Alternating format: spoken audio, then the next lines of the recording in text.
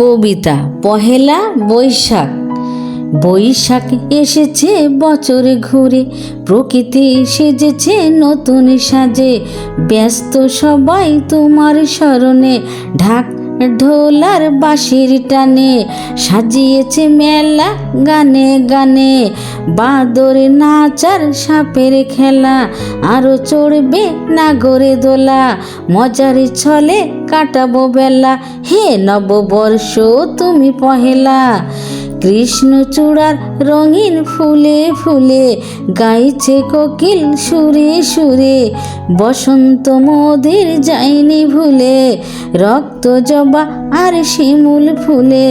ভ্রমর কলিরা দুলে দুলে গাইছে গান গুনগুনিয়ে। ছুটছে চাষিরা ফসলের টানে, ভরাবে গোলা নতুন ধানে।